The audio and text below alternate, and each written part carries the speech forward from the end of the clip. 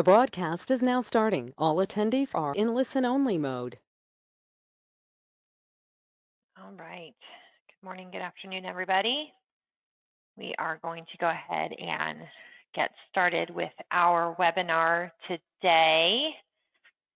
Give everybody just a little bit of time here while I'm doing the introductions.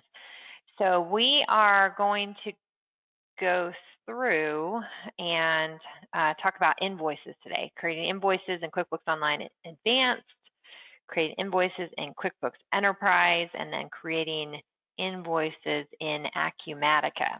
So see just, again, kind of the differences. Goal takeaway with all of these little sessions is seeing what is possible so that we can focus in on right sizing ourselves and the correct product. So a couple things about Fourlane here. Some things that make us unique. So of course, we have been the #1 QuickBooks solution provider since 2010. QuickBooks Enterprise has always been our focus. It is our main product that we work with people on, but we have had people who have moved beyond this product and wanted to go into more of an ERP. I was just talking to the developers at QuickBooks about why people would leave QuickBooks at some point.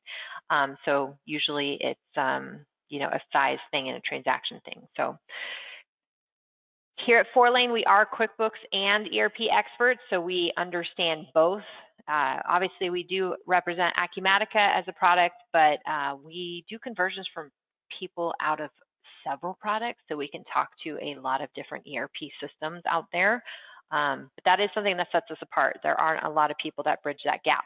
Of course, we are experts in accounting as well as systems, so we can talk about, your budgets, your P&L, your cash flow, all of those fun things, as well as why you should set up your system this way, how to take advantage of the features that you're not taking advantage of in your system, so we understand both sides.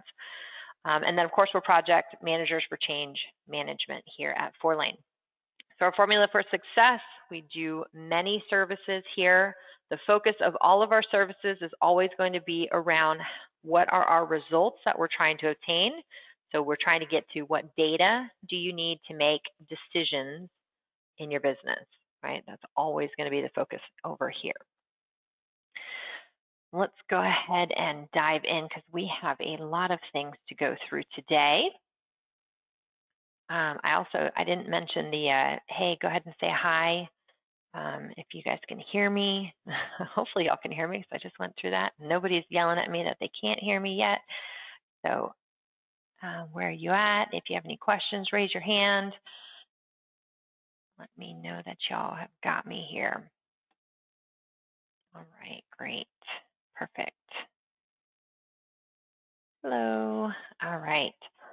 We're gonna start off in QuickBooks Online Advanced, and let me pull that up here. So here we go. All right, so logged into QuickBooks Online Advanced. Of course, QuickBooks Online is an online product. So when we come in here, we can come over to the sales section. Of course, we have sales transactions that are not hitting AR, right? So kind of like a cash type transaction, you can have that in all of the 3 products, but you can have that in QuickBooks Online Advanced. But I'm going to be focused in on creating an invoice in here. So thank you for the tutorial. So when you come in to create an invoice, a couple of things to make note. So we can delay when the invoice is going out using this little delay button. We can have the customer information tracked and through here, obviously the customer email, if we're going to be sending this invoice later, so we can mass send emails out. We can CC or BCC people on these emails as well. A big part of what QuickBooks does is this integration with credit card processing and ACH processing, so you can allow your customers to pay you online. What's nice about that is the customer gets an email, it says, hey, click this link to make a payment to us.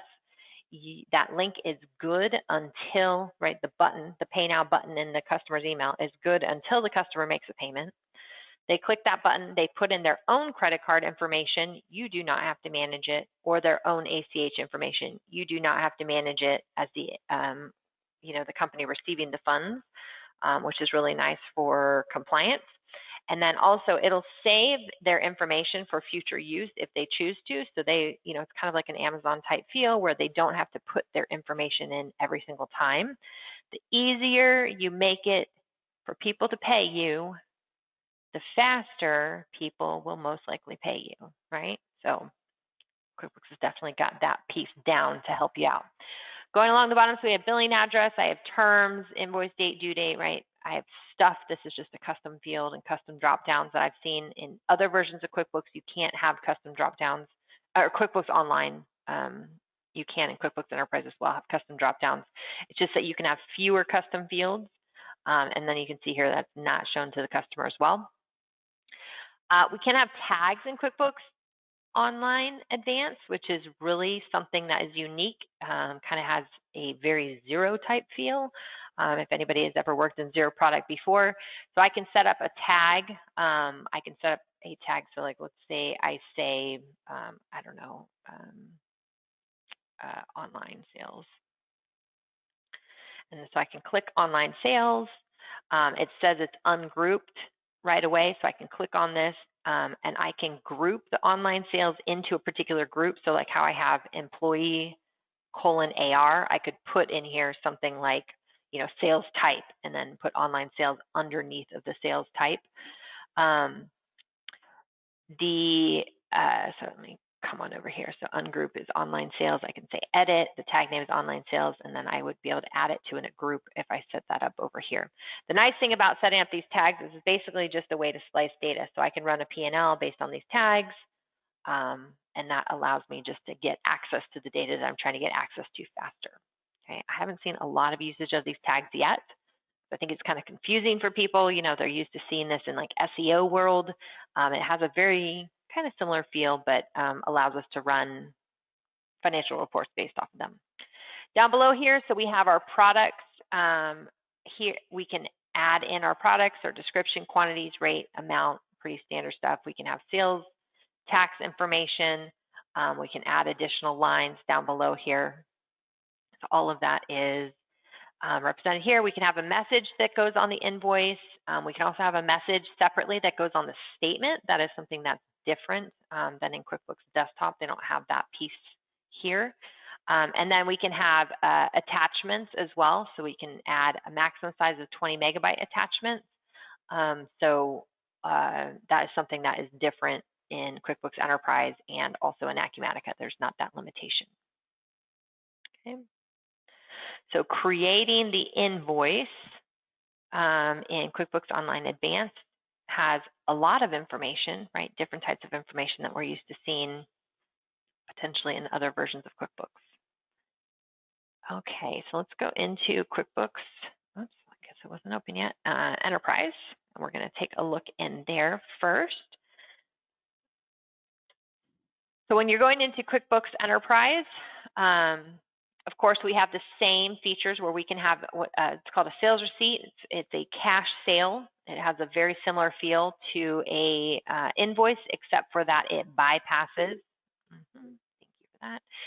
All the new security things that have opened up, except for that it bypasses accounts receivable, right? So it's going straight into your revenues or deferred revenues or wherever the items are pointing, and then the offset is going to be cash or undeposited funds. An invoice, of course, the offset is going to be accounts receivable. So we have both options in here as well. When I go into create an invoice, of course, we can have multiple templates in here, so I can choose which template. We have all sorts of templates available. On the invoice screen, of course, we have our customer job information that can be tracked. We have our class information. You would have that in QuickBooks Online, as well as possibly location tracking. I just didn't have that turned on.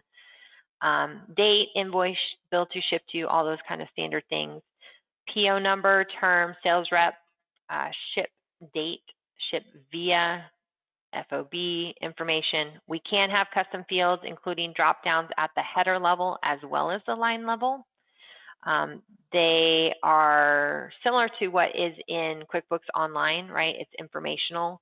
However, you can filter reports based off of these custom fields, but they're not going to be total by the custom fields. right? So I can't go in and run a profit and loss report in here and total my columns by any of the custom fields. I can filter by the custom fields. And then if I were to be using the advanced reporting module, then I would be able to total by those custom fields. Okay, so it takes a little bit extra steps in there. So as far as the data layout, so I just want to make sure too, so you can see all of the fields available. So we can have more fields, right? PO number, show me the sales order number, show me the due date, what's the account number, what's the project job, and then I have my custom fields that I could have down below here. So I could add status as an example. In the column section, we can have what's the service date, which item are we using, what's the manufacturer's part number, if that's something that we need to show up on the invoice or on other transactions in here, of course. What's the cost, right? We wouldn't want to show that necessarily to the customer, but showing the cost field on our screen can sometimes be helpful. So that's something that's unique to Enterprise. And then, of course, the class at the line level. They do have these other fields. We always strongly suggest people do not use these fields because they're kind of like free type fields. And then down below, we have some custom fields as well that I've set up in the system. Okay. We also have the ability to set up progressive columns. So this is something that's a little bit unique to desktop. So I can see my estimated quantity, my estimated rate, my estimated amount, any prior invoiced quantities, any prior average rate, any prior amounts invoiced. So these progressive columns, both tied to the estimates and the sales orders, are going to be system generated columns, right? So you can't edit these because it's saying, okay, on the sales order, how many did you order on the sales order, right? Versus how many are actually showing up quantity-wise on the invoice. So it's a comparative to another transaction, so it's not something you can edit on the screen.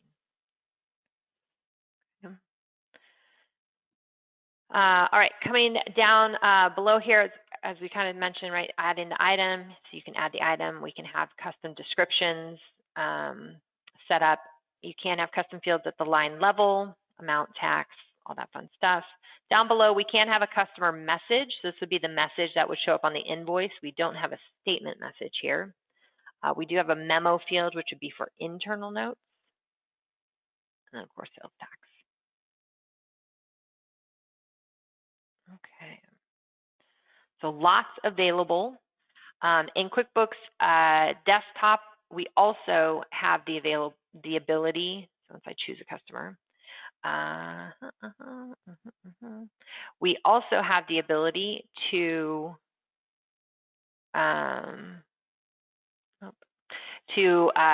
track the history like we do in QuickBooks Online. So we can send the invoice. You can allow the customers to pay you online, just like you can in QuickBooks Online via credit card or ACH, and it will sync in and tell you that the customer's paid you. You can see the history here of when it was sent, when the customer viewed it, when they paid it, and then also when it was deposited into your bank. That's only available, obviously, if you are using the integrated payments with QuickBooks. All right, I'm not seeing any questions come in, so I'm going to go ahead into Acumatica. So in Acumatica, obviously we've gone through sales order setup before, so we're talking about the invoice at this time. So if I come into any particular invoice and open them up, so as with everything in Acumatica, the screens are going to be very similar, right? So if you've watched some of our previous videos around what Acumatica is capable of doing, you will notice a consistency. So this will be kind of a little bit duplicative here. So you can add notes. Oh, I did fail to mention in Enterprise, we can do attachments there, right? And there's no limitation on the attachments because it's saved locally on your computer. So in Acumatica here up top, so we can have notes. These would be internal notes, possibly. We can use those on statements. I mean, we can use those wherever we want to because we have more flexibility in customization of Acumatica and usage of fields. But most of the time, these are meant to be internal notes. We can have activities tied to a particular invoice. So this would be Did we email somebody around this invoice? Did we schedule a meeting about this invoice? Maybe they had some questions. We had to schedule a meeting with the customer. Did we, reach out for any kind of collections with this particular invoice, right? So we can have different activities there. Of course, we can attach files. We can also have notifications. So where these notifications have come in play before is, we can set up a notification for if perhaps this customer pays. So if this customer is one of my customers, I'm a sales rep, and they made a payment on account, maybe I want to be notified that they made a payment on account, because that's my opportunity to reach back out to them and say, hey, thanks for your payment on account. And by the way, should we be talking about whatever the other things that you were going to purchase from us are, right? So you can have notifications automatically set up that if an action happens on this transaction, it notifies somebody so that somebody can go perform an action, basically. Along the top, similar to QuickBooks, right? We've got save, we've got cancel, add new, delete. Obviously, you have to have permissions to do those kinds of things. Copy, just like we have in QuickBooks Desktop, we have create a copy of the transaction. We can have templated transactions in Acumatica, though.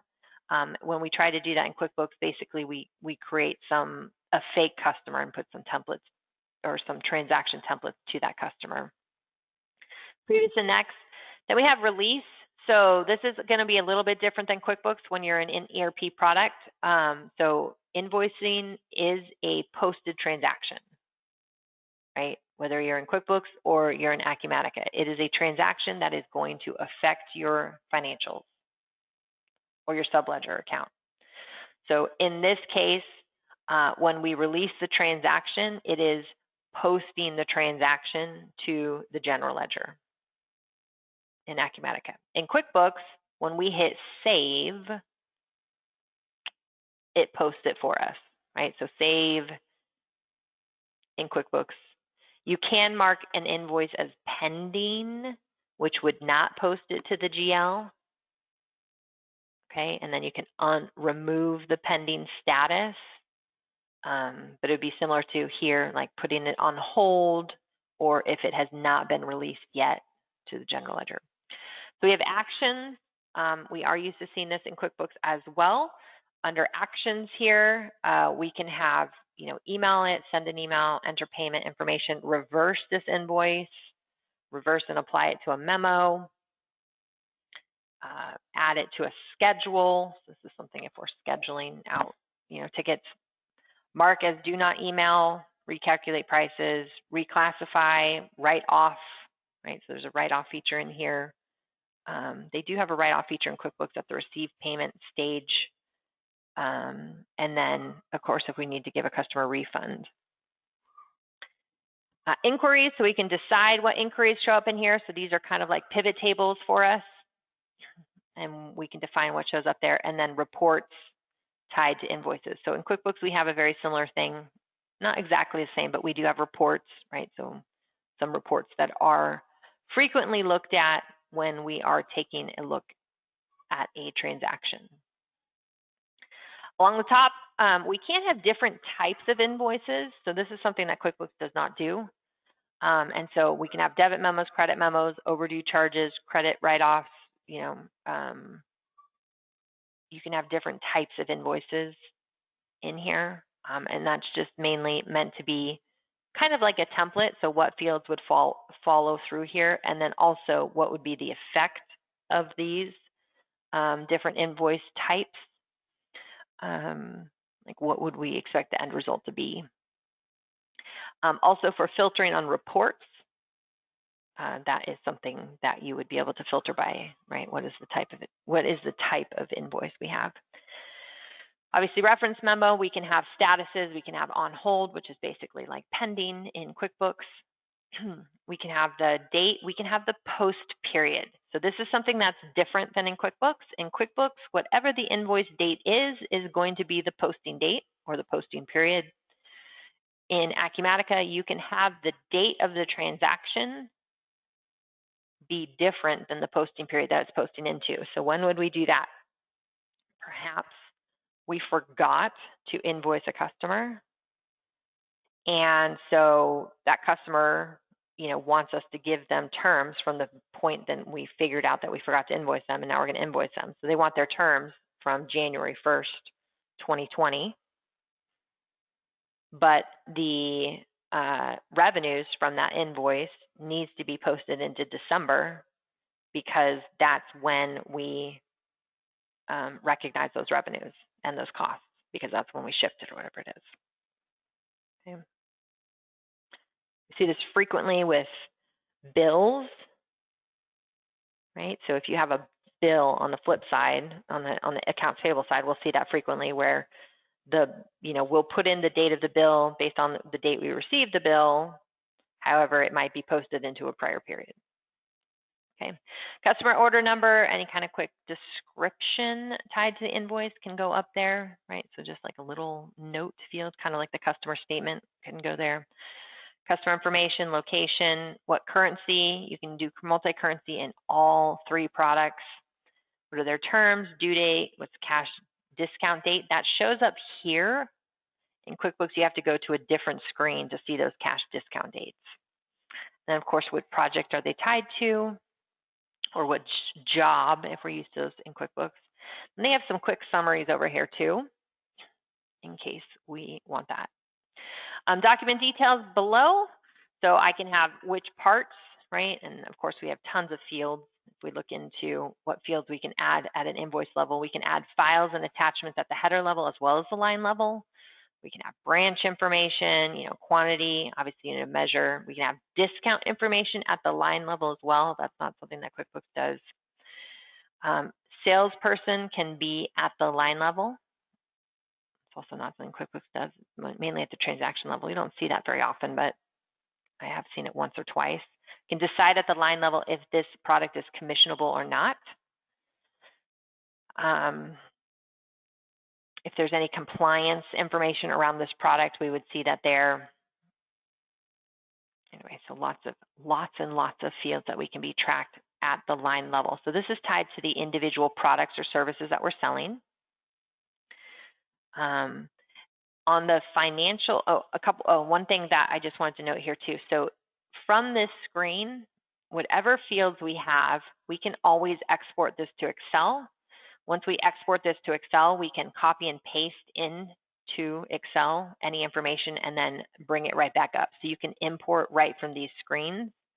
Of course, if this is something that you're importing all the time, we wouldn't want to be importing from a transaction screen. We would be doing a generic import, but it's good to know that, if you just get a one-off invoice or a one-off whatever, that they send you over some information and it's not easy to import it in, then in this product, it would be very easy to import that in. Okay. In QuickBooks, you have to go into your batch enter transactions and batch enter the invoice. So you can kind of get there, but it's a little bit not as straightforward, right? Not right from the transaction screen itself. Financial details. So in here we can decide, what's the branch, which AR account is it hitting. You can do that in QuickBooks as well. If you have multiple AR accounts set up, as soon as you set up that secondary AR account, it will ask you which AR account. It'll add a field up top here to say which AR account is this pulling from. You can't have sub-accounts. What is their preferred payment method? It's going to default show that to you again at the transaction level. You don't have to go into the customer information to see that. Any tax information, who's the customer assigned to, any dunning information. Financial details too. So in QuickBooks, one of the things in QuickBooks that people like so much is when you're on a transaction, you can click on this transaction journal to see like the debits and credits behind the scenes for all those debits and credits people out there. Love debits and credits, being able to understand like what is the system doing. So in QuickBooks, they make that super easy. This is something that we found in other ERP products. They don't always make super easy, but in Acumatica, they do. So always under the financial detail tab, you're going to have the batch number, which if I click into that batch number, it's going to pop up for me and tell me my debits and credits. Now, when we are doing, right, so these accounts are being debit and credit. When we're doing, especially when you're doing intercompany accounting, seeing those debits and credits allocations can be, in the beginning, the system, the hardest part is trusting the system that the system's doing what the system's supposed to do, right? That's the hardest part when you're making any change. So knowing that you can go and check it out like that is very important. Okay, billing address information. You can have a billing contact in here.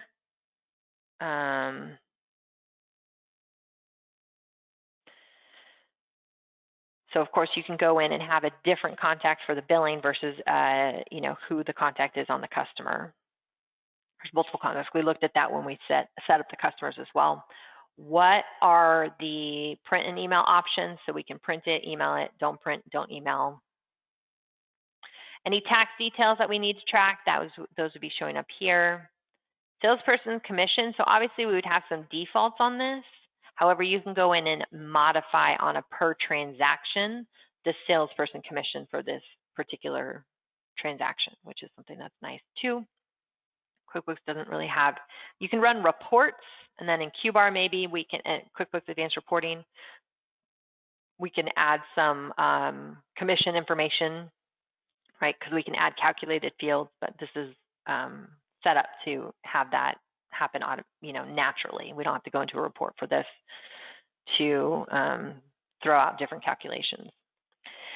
Discount details, so we can have additional discount details in here as well.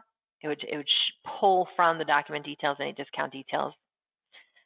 Any applications, so what this would be is similar to in QuickBooks when we come into a transaction and we have the transaction history, right? So any payments that are linked to this, any sales orders that are linked to this, that applications would be here. So it would be showing any linking to this particular invoice. So if we had payments or anything like that.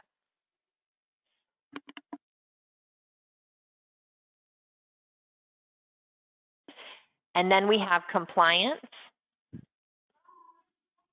Thank you. I have my 3-year-old joining us today, guys, working from home. It's always fun. Thank you. And then we have compliance. So compliance would be anything that we need to track tied to the customer, right? Any kind of expiration dates or document dates that would restrict us from sending this invoice across to them. So anything that we needed to maintain either on their behalf or on our behalf, it would be showing under the compliance tab here, and then it would have a little yellow cautionary button to tell us like, hey, you need to check out your compliance because something is not in compliance for us to continue. Okay, whew. Always so much. I was like 15 minutes for the Acumatica side, but they're run right up against time here. So if anybody has any questions, I'll stick around for just a minute. I do see a couple questions in here, so I'm going to read through those. But hopefully you guys took away a couple of nuggets again today on what is possible, right? That's always the goal. Let's see what is possible for us to do. Can the discounts, let me see, can it's a different account, which is damages, co-op, etc. So on the discounts, you can have different discount codes. So the question is, can the discounts be set up to go against different accounts, right? Not meaning like not just a discount field, like just pointing to one GL account code, I'm guessing. So in here, you can have discount codes and they can point to different discount or different GL account types. In QuickBooks, you can do that as well, though. Obviously, it's not at the line level that we're associated discount, but when you set up an item and you set up a new discount item, right, you can have different discount items and you can choose different accounts for them to point to as well. Yes, so somebody asked, does Acumatica have line level tracking for class? So yes, absolutely. So Acumatica doesn't use the field class per se. It does have many different ways that it has classes. So you can have what's called branches. So we can set branches up at the line level. We have item classes, we have account classes, we have customer classes. Obviously, all of those would be set up on the lists for those things. And then we have what's called sub-accounts. Sub-accounts are different in Acumatica than what you're used to seeing in other ERPs. In other ERPs, right, you will see the sub-accounts built into the chart of accounts. So I'll have 6000-001-003, which is account 6000 for rent, 001 is department 1, and 003 is project 90. In Acumatica, it treats it different. We have projects, so we can do it just like QuickBooks, right? Jobs. We have item codes, so I can associate different items into different departments if they should be in different departments. Like we only sell this product in department A or branch A. But the sub accounts would just be a further way. So if you're used to using those in other products, the sub account is going to have the same effect, right? So this first segment of 3 means something, the second segment of 3 means something else, and the combination of the two define for us what where this is going to show up on a report. The thing about sub-accounts that I like that Acumatica does is they maintain it in a different table than the chart of accounts. So it's not making like a lot of times when we do conversions from other softwares, we'll get their chart of accounts and it is like, 9,000 lines long. And that's just crazy. Nobody's going to read through a financial statement that's 9,000 lines long. So, so I like that they maintain it in a separate table. It makes it, I feel like, more effective for what we're trying to get at. So yes, you can do that at the line level. Description line is like the memo line in QuickBooks Enterprise. And can you run reports from description? So yes, you can run reports on any field in here. Any field. Any field. And yeah, description here is similar to description on the invoice. Let me get into invoice here at the line level. They have the customer message here, which is similar to like this description up top. And yes, you can run reports based off of those. Of course, we always think about when you're running reports, consistency on reports is super helpful. Like if you just want it to show up, fine, no problem. But if you're trying to total by or anything like that, a free type field is not always the best to total by. Can you have multiple discounts on the same line? I'm not sure how, I'd have to understand that a little bit more. I'm assuming that what we would have is a discount code that has, right, like, I don't know. I'd have to understand that a little bit more, what we're trying to achieve there. I would understand that. We use memo to run specific pending sales reports. So yeah, yes, yeah. So you could have that description field on there. Absolutely.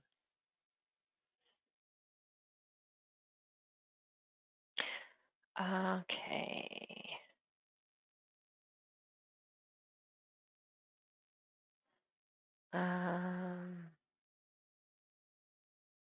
So I think that. So I have so Scott, you have got some stuff that's coming across, so we'll have to take that maybe offline because I'm still not completely following. It seems like maybe well, I don't know. We'll have to take that offline for tracking because I'm not completely following it. It seems like maybe like trying to just have an effect, right? Like point one line to multiple GL account codes. So we can take a look at how that could be possible as well. All right, guys. I hope, again, it seems like I got, we triggered some questions, some thoughts. That's always what we try to do here at Fourlane, right? We just try to educate. Education is our biggest deal here. We try to give people the tools to make decisions and then come to us for the big ticket items. So I hope everybody was able to take away something today. Okay, I got a question on process of converting a sales order to an invoice. So we did have a different video on sales orders, and it should be up on our website at fourlane.com under our previous events section. So if we go to fourlane.com about, we have events and webinars, and then we have past events. So you should be able to see those in there, and then we talk about that. All right, I hope everybody's staying safe out there. Have a wonderful day. Please let us know if you would like to see more information about any of these products. Obviously, we can help you guys out reach out to us at Fourlane. Our phone number is there, or info@fourlane.com. We have a contact form, any of those places we can help you out. All right, guys. Thank you.